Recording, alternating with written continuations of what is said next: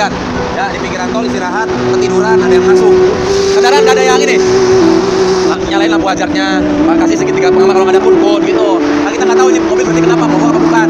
Apa ya? Hah? Ya sini lihat.